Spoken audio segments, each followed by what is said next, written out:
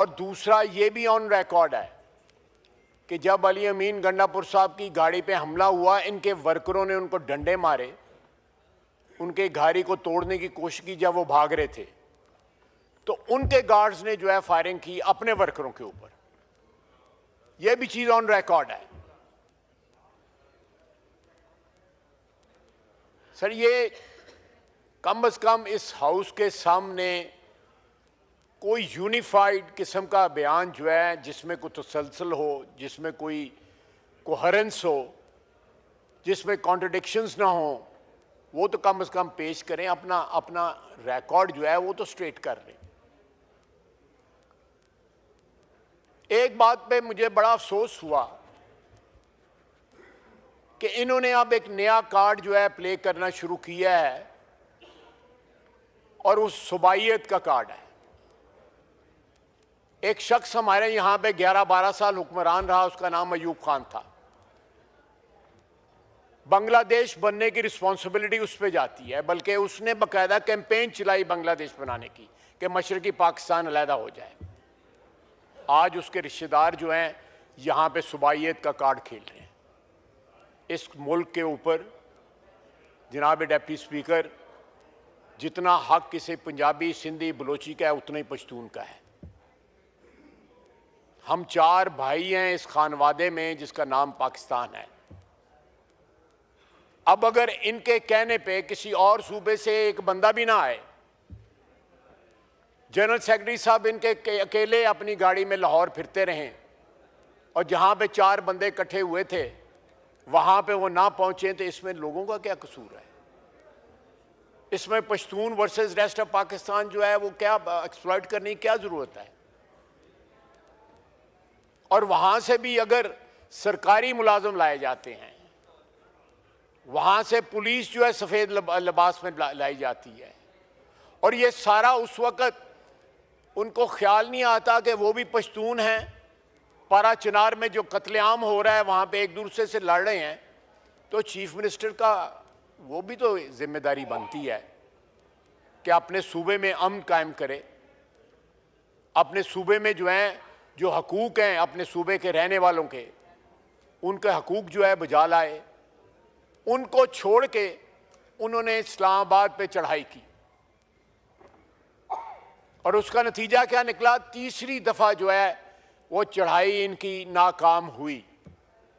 और ये लीडरशिप जानती है इनकी, मैं नाम नहीं लेना चाहता, कि बानी पीटीआई ने संजानी का एग्री किया जब रात को 10 बजे जेल खोली गई, लेकिन उनकी बेगम साहबा ने रिफ्यूज कर दिया। उसने कहा, मैं उनको इल्जाम नहीं देता, क्राउड देख के वैसे ही बंदे का जो मीटर फिर जाता है कि इतना क्राउड था। उन्होंने कहा जी चलें जी, डी चौक चलते हैं।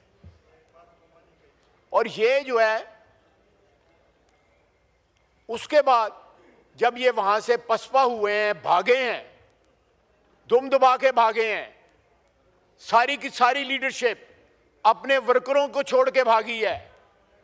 और वर्कर वीडियो मौजूद है, आप इस हाउस में उस दिन की वीडियो चलाएं, आपको पता लग जाएगा कि गोली किसने चलाई, फायरिंग किसने की, कौन वहां से भागा, कौन बड़के लगा रहा था। और जब कन्फ्रंटेशन का मौका आया, जब धरने का मौका आया या खड़े रहने का मौका आया, तो कौन कौन वहां से भागा है।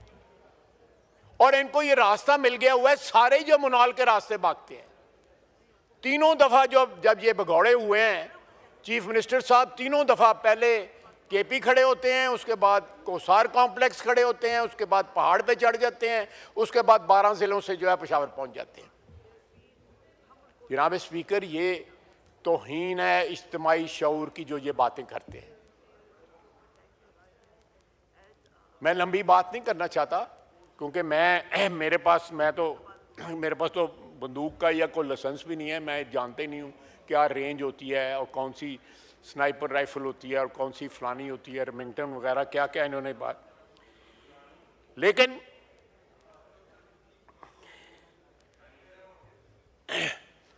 अब सिविल नाफरमानी की इन्होंने कॉल दी है।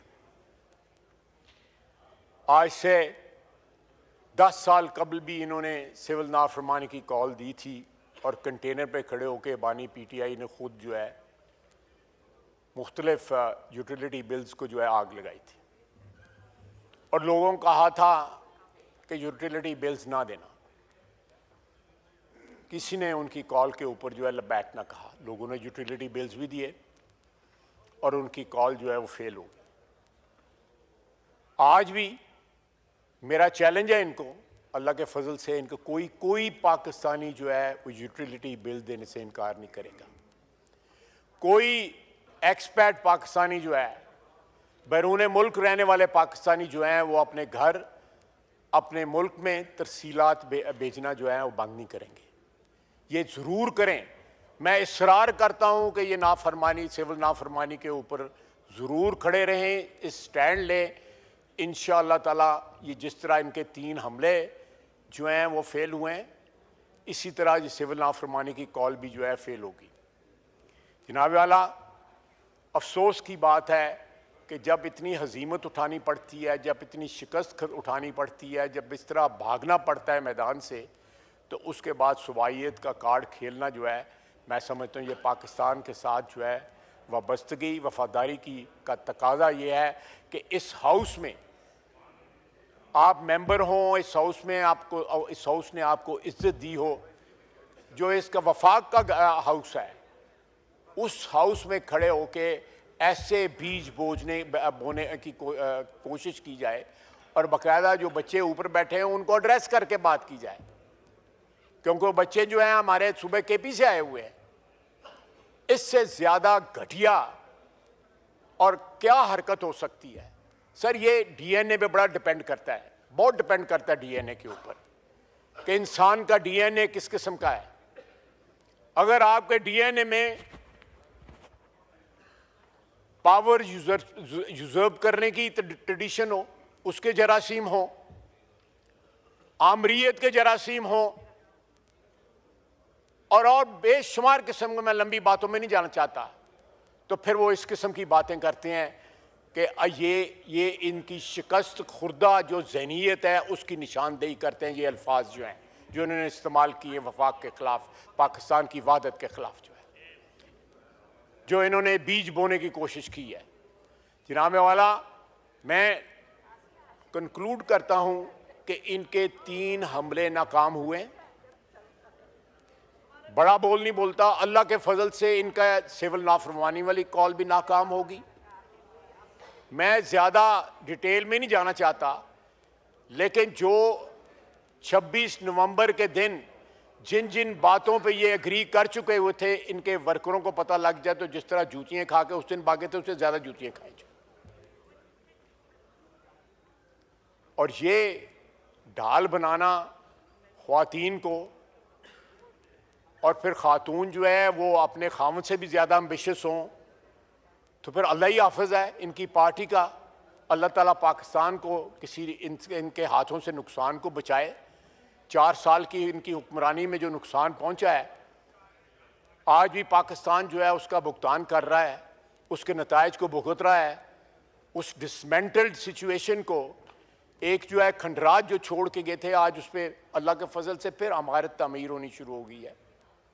इस मुल्क में जो है तरसीलात बढ़ी हैं, 4 से 6 बिलियन डॉलर मंथली सालाना तरसीलात बढ़ी हैं। स्टॉक मार्केट 1 लाख जो है चली गई है।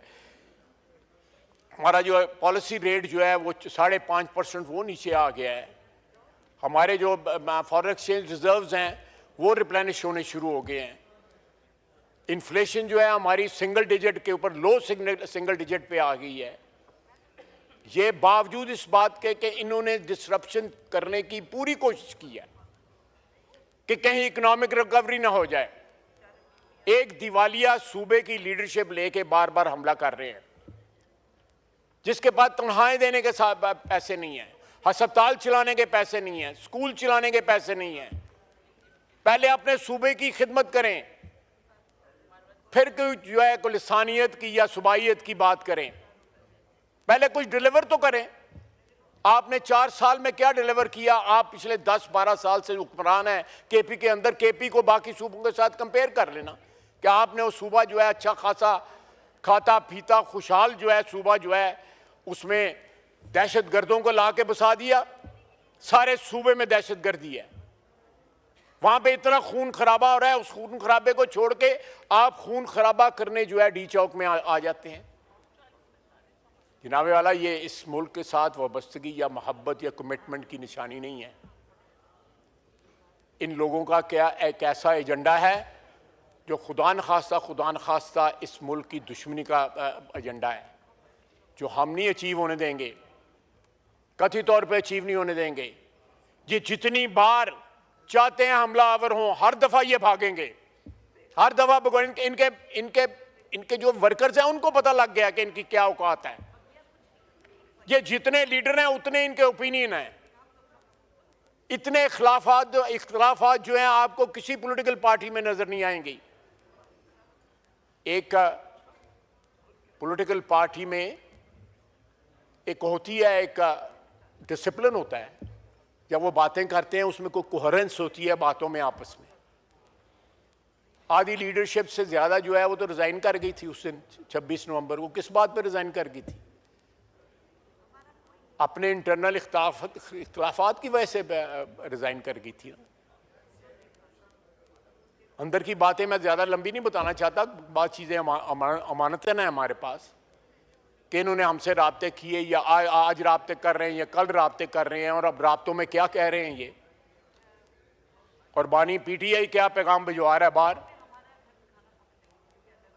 खुदा का वास्ता है, सुबाइयत या लिसानियत या इस मुल्क में कोई ऐसे बीज न बोएं जिसकी फसल जो है कल जो है सारे पाकिस्तान को काटनी पड़े।